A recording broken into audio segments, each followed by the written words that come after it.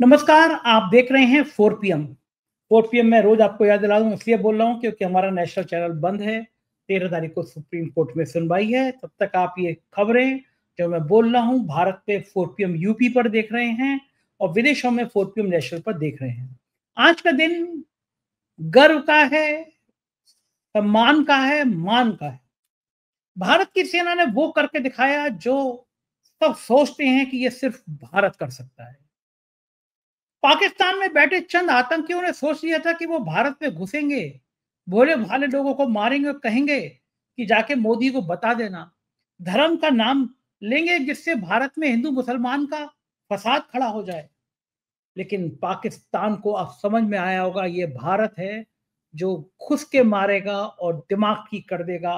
आतंकियों की आने वाली 7 पीढ़ियां याद करेंगी कि भारत से पंगा लिया तो गलत लिया।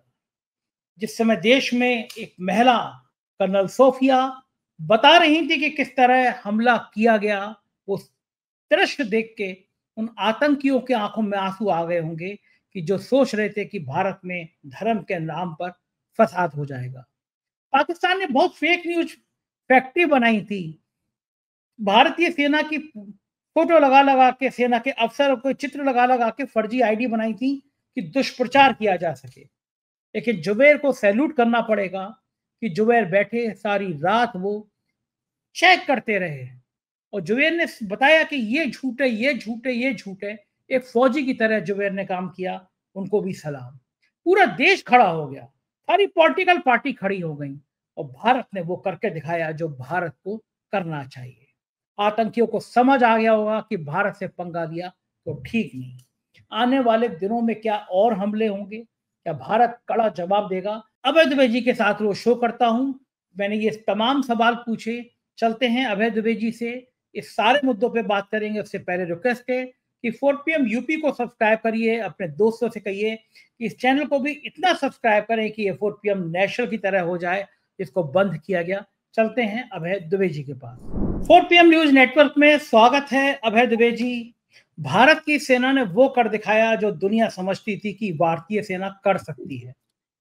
पहलगाम में चुन चुन के मारा था आतंकियों ने, कहा था मोदी को बता देना। ये भी कहा था कि धर्म कौन सा धर्म है, धर्म पूछ के मारा। आज जो प्रेस ब्रीफिंग हुई तो उसमें एक मुस्लिम कर्नल महिला से जब जवाब दिलवाया गया तो पूरा देश ने कहा कि अब पूछो इस महिला अफसर से कि ये किस धर्म की है, तब तुम्हें जवाब मिलेगा। और वास्तव में पाकिस्तान को भारत की सेना ने वो बहादुरी के साथ जवाब दिया है कि जिसकी वो हकदार थी।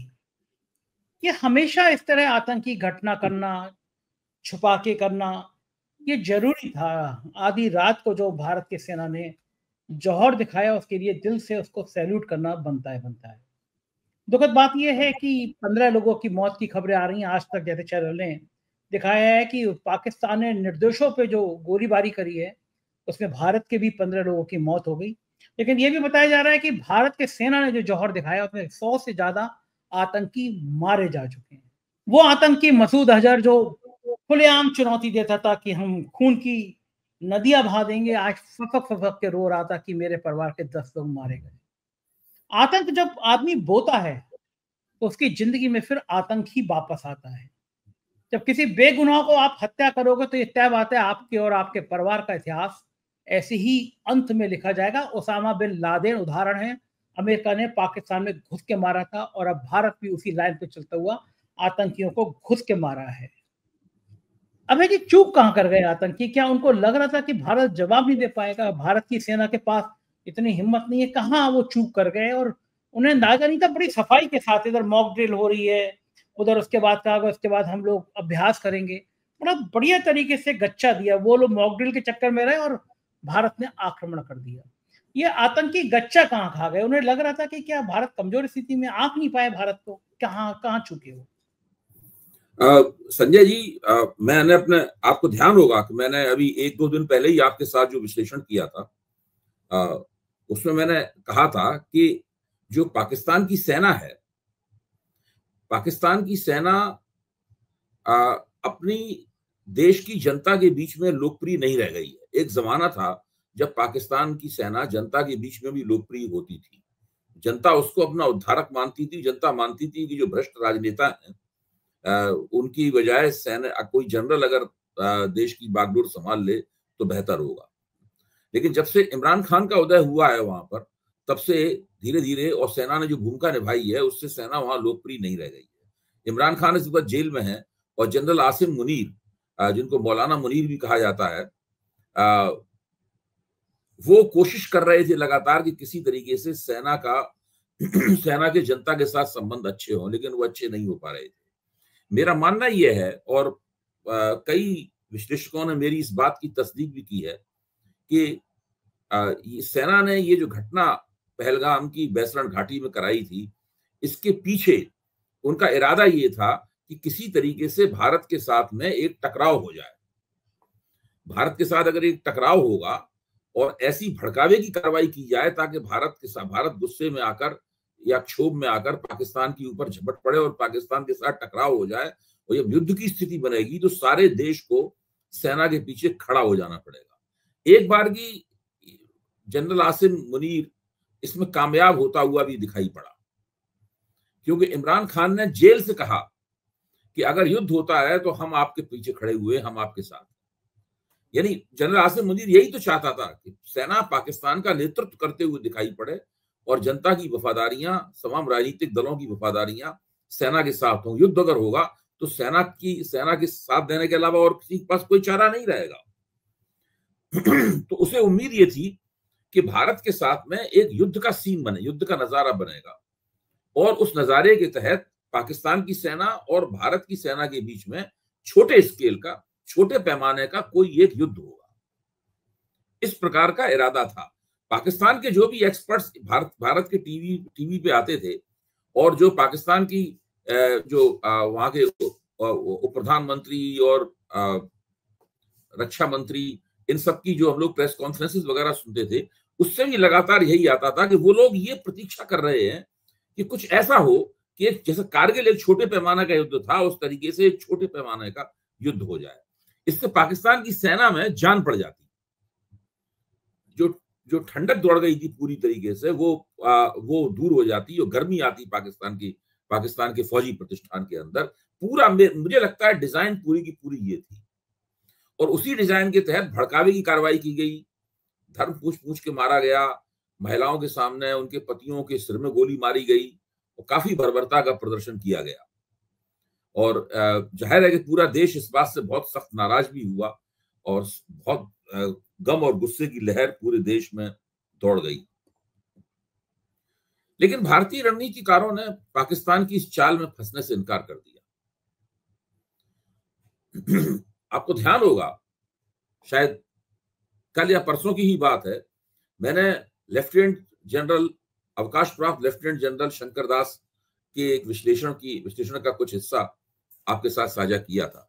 शंकर दास का कहना यह था कि जो राजनीतिक नेतृत्व है, प्रधानमंत्री ने सेनाओं को 4 निशाने दिए थे।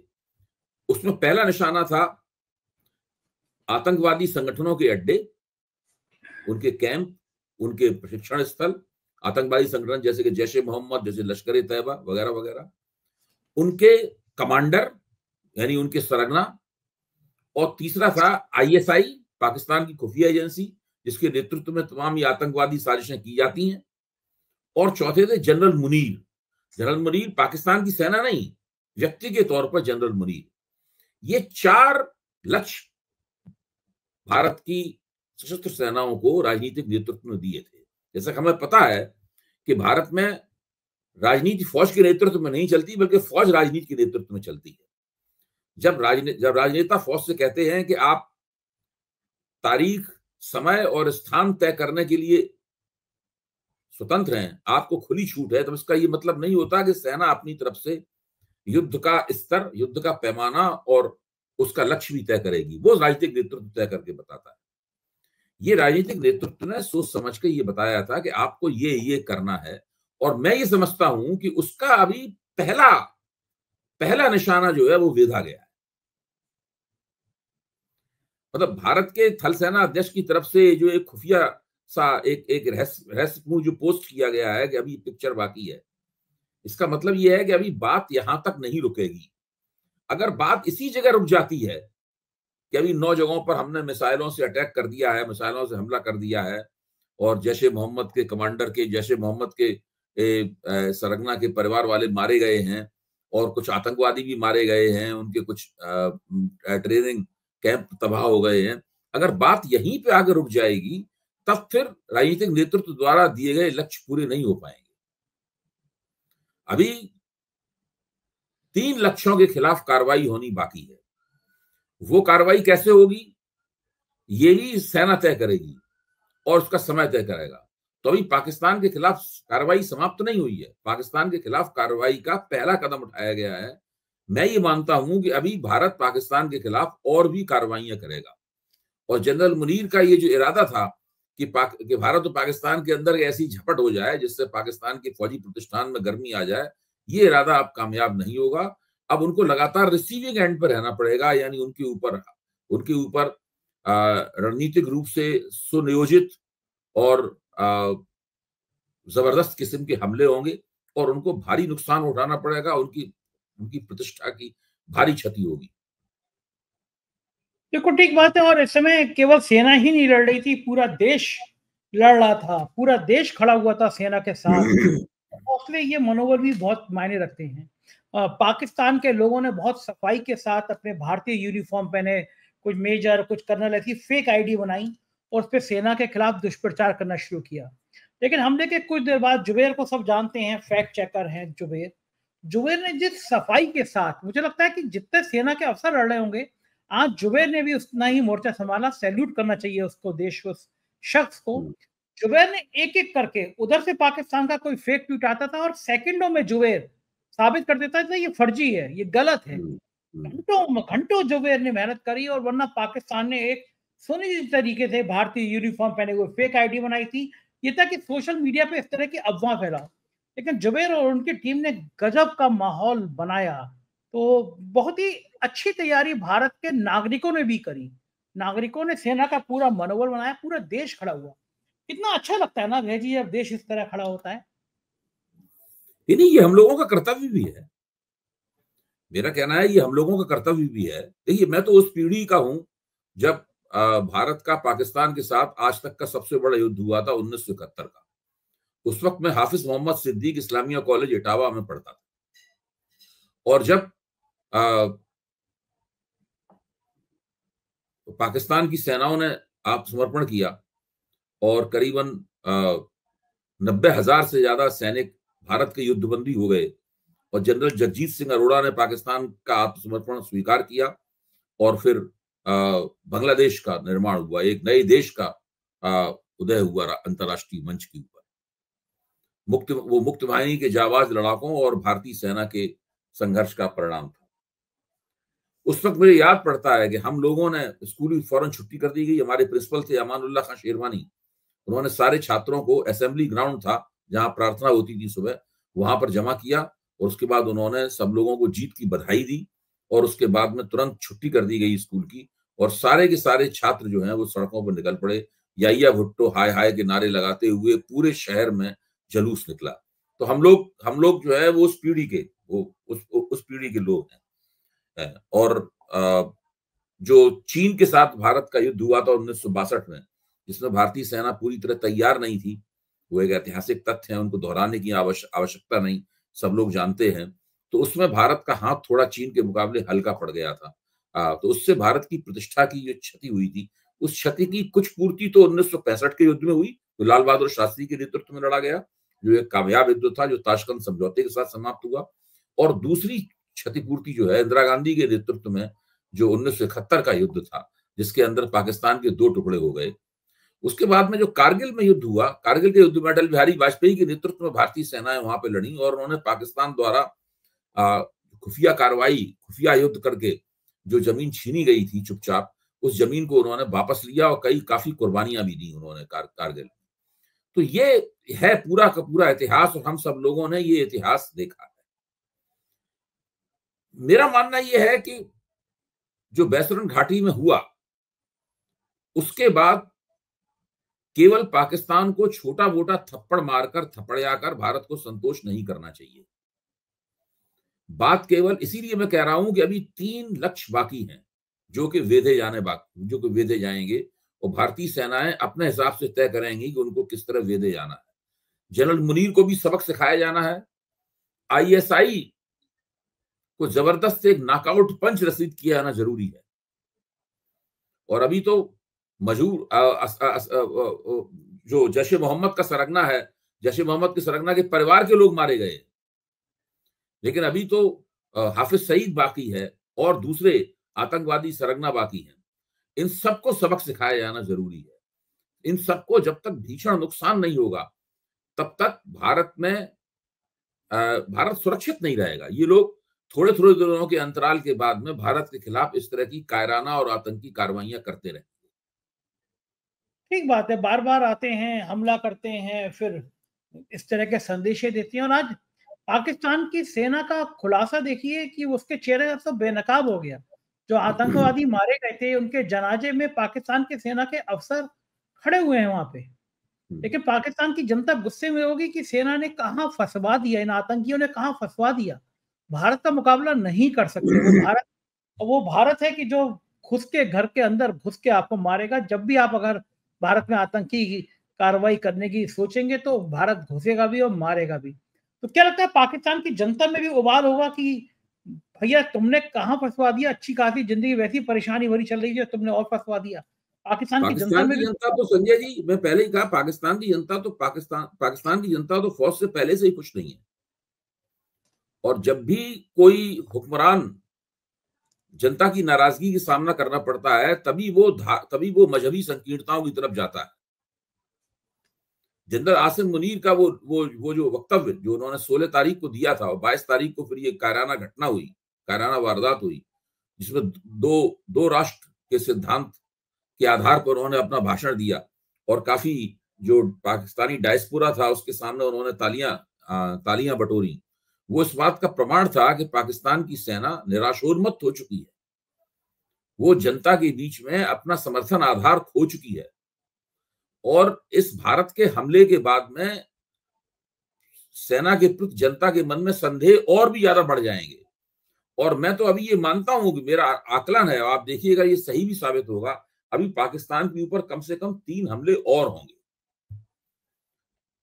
और भारत की जनता भी केवल इस आक्रमण से संतुष्ट होकर बैठने वाली नहीं है। भाई जो हुआ है वो ठीक है, 100 किलोमीटर अंदर जाके कार्रवाई हुई, लेकिन इससे केवल काम नहीं चलेगा। मेरा मानना यह है कि अभी कुछ और भी होना चाहिए ताकि हम लोग पाकिस्तान की तरफ से पूरी तरह से सुरक्षित हो जाएं। अपेक्षाकृत पूरी तरह से नहीं तो कम से कम अपेक्षाकृत सुरक्षित हो जाएं। देखिए, हमारे देश में जो राजनीति चल रही है, हम उस राजनीति में सरकार की आलोचना कर सकते हैं, सरकार के खिलाफ खड़े हो सकते हैं, हम प्रतिरोध की संस्कृति की नुमाइंदगी कर सकते हैं, लेकिन हम किसी बाहरी ताकत के हस्तक्षेप को इजाजत नहीं दे सकते। ठीक बात है, बिल्कुल ठीक बात है। ये भारत में बहुदलीय लोकतंत्र है, हमारी अपनी राजनीतिक पसंद है, हमारी अपनी समीक्षा है कि भारत का लोकतंत्र किस तरह स्वस्थ और समृद्ध होगा। उसके हिसाब से हम अपना स्टैंड लेंगे, अपनी बात कहेंगे। लेकिन अगर कोई बाहरी शक्ति आके हस्तक्षेप करेगी, उससे क्या होगा कि हमारे लोकतंत्र की जो अंदरूनी बहस होती है, जो अंदरूनी राजनीति होती है, वो उससे प्रभावित होती है। हमें किसी भी कीमत पर ऐसी इजाजत नहीं देनी चाहिए कि वो किसी तरीके से प्रभावित हो। देखिए, देश में अगर युद्ध का पाकिस्तान इस तरह की हरकतें करता रहेगा, देश में बदले और युद्ध का माहौल बना रहेगा, उससे तो राजनीतिक प्रक्रिया बाधित होगी, सामान्य आर्थिक गतिविधियां बाधित होंगी। अब आप स्टॉक एक्सचेंज वालों से, आप तो वहां पे निवेश भी करते हैं, मेरे पास तो इतने पैसे ही नहीं है कि मैं उसमें निवेश कर सकूं। नहीं, अभय जी, बड़ा बढ़िया लगा मुझे। आज सुबह जब उठा मैं और देखा रात में स्ट्राइक हो गई तो सबसे पहले दिल धक हुआ। मुझे लगा कि आज गए कई सारे रुपया, बहुत ढेर सारे रुपए गए, क्योंकि मैं करता हूँ, स्टॉक में लगाता हूँ, शेयर मार्केट में मजा आता है। लेकिन मैंने देखा कि इतने युद्ध के बाद मुझे लग रहा था बहुत भारी नुकसान होगा। शेयर मार्केट ग्रीन रहा, मतलब शेयर मार्केट ने स्वीकार किया, खुश रहा। मुझे उम्मीद नहीं थी कि युद्ध में आदमी का 101% शेयर मार्केट गिरता है, लेकिन भारत का शेयर बाजार ग्रीन में रहना, मतलब बाजार ने कहा कि ये ठीक संकेत है, भारत की ये ताकत दिखनी चाहिए, भारत की ये मजबूती। शेयर मार्केट ग्रीन था ये इस बात का पहला प्रमाण था कि शेयर मार्केट के आकलन के मुताबिक पाकिस्तान के साथ कोई फुल स्केल वार नहीं होने जा रहा था। शेयर मार्केट ने ये आकलन कर दिया था, क्योंकि फुल स्केल वार नहीं होने जा रहा था, इसलिए शेयर मार्केट रेड नहीं हुआ, ग्रीन बना रहा। इसके बावजूद अगर आप शेयर मार्केट में सक्रिय लोगों से पूछें तो वो कहेंगे कि उनके मन में दुश्चिंताएं थी, वो फूंक फूंक के कदम रख रहे थे। ऐसा नहीं था कि जिस तरह वो चिंताहीन होकर जो खुला खेल खेलते हैं, इस तरह की स्थिति नहीं थी। बावजूद इसके कि उनका आकलन ये था कि कोई युद्ध नहीं होने वाला है भारत और पाकिस्तान के बीच। तो वो मैं ये बता रहा हूं कि जब अंदेशे इस तरह के रहेंगे सीमा पार से, तो हमारे यहाँ की आर्थिक गतिविधियां भी संदेह का शिकार रहेंगी, सामाजिक स्थिति भी संदेह की शिकार रहेगी। हिंदू मुसलमान के बीच में एकता बनाना अपने आप में एक प्रयास, लगातार प्रयास करते रहना पड़ेगा। सरकार का ध्यान भी विकास के कामों से बटेगा और वो केवल इसी तरफ उसका ध्यान रहेगा। इसलिए इस बात को सुनिश्चित करना होगा कि देश की सीमाओं से बाहर हमारी राजनीति में किसी किस्म का हस्तक्षेप न हो। उसके लिए जरूरी है कि पाकिस्तान के जो आतंकवादी इरादे हैं और ये जो राजनीति है, उसका सिर्फ पूरी तरीके से कुचल दिया जाए। देखिए कितना बढ़िया रहा, राहुल गांधी ने भी समर्थन किया, कांग्रेस ने भी समर्थन किया, पूरा विपक्ष, समाजवादी पार्टी हो, बसपा हो, कोई भी दल हो, आम आदमी पार्टी, सबने सरकार का साथ दिया, कहा कि हम खुल के सरकार के साथ हैं। मतलब भारत के अंदर जो डेमोक्रेसी होती है, इस मामले में सब दिखाई दी कि सारी राजनीतिक पार्टियां जुटी रहीं। आज 11 बजे सर्वदलीय बैठक बुलाई भी गई है, मोदी जी ने बुलाई है, भाजपा मोदी सरकार ने बुलाई है सर्वदलीय बैठक। तो मेरे ख्याल से सारी पार्टियों का संदेशा भी ये होगा कि भाई इस मामले में हम सरकार के साथ हैं, पूरी तरह से साथ हैं, जो सरकार को करना साथ। तो ये भी पाकिस्तान के मुंह पे तमाचा है कि हम भले राजनीतिक कितना भी प्रतिरोध करें, एक दूसरे के विचारों का पक्ष में ना रहे, एक दूसरे का विरोध करते रहे विचारों के स्तर पर, लेकिन अगर कोई ऐसा मामला आएगा तो फिर सारा देश एक मत होगा। ये भी पाकिस्तान को बड़ा दर्द देने वाली बात है कि हिंदुस्तान की राजनीति के जितने पुरोध हैं सब एक मंच पर है। मतलब बैसरण घाटी की जो खूनी वारदात हुई, इस वारदात से पाकिस्तान जो हिंदू मुसलमानों के बीच में फर्क देखना चाहता था, उसका उल्टा हुआ। इससे हिंदू मुस्लिम एकता हुई। भारत के अंदर जो सांप्रदायिक तत्व थे, वो जो इस फर्क को बढ़ाना चाहते थे, उनके इरादे भी नाकाम हुए। कश्मीर घाटी के मुसलमान हो या देश के अन्य मुसलमान हो, असदुद्दीन ओवैसी के वक्तव्य देख लीजिए। वो इस बात की सबूत है कि भारत में इस घटना के बाद हिंदू मुसलमान एकता कमजोर होने की बजाय और मजबूत हुई है। अच्छा, दूसरा मैंने देख रहा हूं कि वैश्विक स्तर पर भी अमेरिका ने भी भारत का साथ दिया कि भारत को इतना तो हक है आतंक, क्योंकि सब डरे हुए हैं, सबको लगता है ये आतंक की घटनाएं किसी भी देश को कभी भी प्रभावित कर सकती है। 9/11 के हमले भूला नहीं है अमेरिका की, किस तरह उसके यहाँ हमला हुआ था।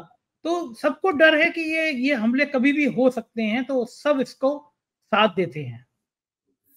देखिए, मेरा इसमें मानना यह है संजय जी कि अमेरिका ने भारत का विरोध तो नहीं किया। ऐसा नहीं कि अमेरिका पाकिस्तान के साथ हो, लेकिन भारत का स्पष्ट तौर पर समर्थन अगर किसी ने किया है तो वो रूस ने किया। चीन ने तो खुल के भारत का विरोध किया, इसमें कोई शक की बात नहीं है। उसने साफ कहा कि हम पाकिस्तान के साथ खड़े हुए हैं। तो अमेरिका ने इसमें बीच का रास्ता अपनाया है। अमेरिका ने ऐसा नहीं है कि भारत का रूस की तरह साथ दिया हो। अगर अमेरिका जैसा रूस ने साथ दिया है उस तरीके से साथ देता तो भारत को अपनी रणनीति बनाने में और भी ज्यादा आसानी होती, और मुझे लगता है तब 15 दिन भी इंतजार नहीं करना पड़ता मोदी जी को, उससे पहले ही अटैक हो जाता। तो इतना क्यों समय लिया होगा? अमेरिका कंफ्यूज क्यों रहा होगा? अमेरिका को क्या लग रहा है कि भारत का खुल के साथ देने में नुकसान क्या है? कंफ्यूज नहीं, अमेरिका का इतिहास आप देखिए, अमेरिका ने पाकिस्तान का साथ कभी भी नहीं छोड़ा है। आप 1965 से देख लीजिए। 1965 में अमेरिका द्वारा दिए गए सेवर जेट और पैटर्न टैंकों के दम पे 1965 का युद्ध पाकिस्तान ने लड़ा था। उसके बाद 1971 में 7वां बेड़ा भेज दिया था अमेरिका ने हिंदुस्तान को धमकाने के लिए। पाकिस्तान बिना अमेरिकी हथियारों की मदद के पाकिस्तान भारत के मुकाबले 1 सेकंड भी नहीं खड़ा हो सकता। अमेरिका में लगातार ये कोशिश रहती है कि भारत की उभरती हुई ताकत जो दक्षिण एशिया में है उसको प्रतिसंतुलित करने के लिए कुछ न कुछ वो पाकिस्तान को शह देता रहे। भाई अंतर्राष्ट्रीय मुद्रा कोष पाकिस्तान को समय समय पर पैसे देता रहता है, इससे उसकी अर्थव्यवस्था टिकी रहती है। अगर अंतर्राष्ट्रीय मुद्रा कोष अपने जो लोन है और पाकिस्तान को देना बंद कर दे तो पाकिस्तान का भट्टा बैठ जाएगा पूरी तरीके से। पाकिस्तान तो खड़ा ही वर्ल्ड बैंक और अंतर्राष्ट्रीय मुद्रा कोष और अमेरिका की मदद के दम पर है। अब दूसरी तरफ भारत का बाजार भी चाहिए अमेरिका को। हाँ, वो असली चीज है। दूसरी तरफ ट्रंप को नरेंद्र मोदी की दोस्ती भी चाहिए, ये भी चाहिए उसको। और फिर चीन के साथ अमेरिका की होड़ है, उसमें भारत अमेरिका के साथ रहे, ये भी जरूरी है उसके लिए। इसलिए वो दो तरफी खेल खेलता है। ठीक बात है, और इस तरह बहुत कामयाब रहेगा भी नहीं। लेकिन भारत की सेना को एक बार फिर से सलाम, बहुत बहुत शुक्रिया अभय जी, आपने इतना समय दिया, थैंक यू। ये थे अभय दुबे जी, आपने पूरी बातचीत सुनी। मुझको यकीन है आप भी अभय जी के तर्कों से सहमत होंगे। यदि सहमत है तो कमेंट करके जरूर बताइए। शुक्रिया, थैंक यू।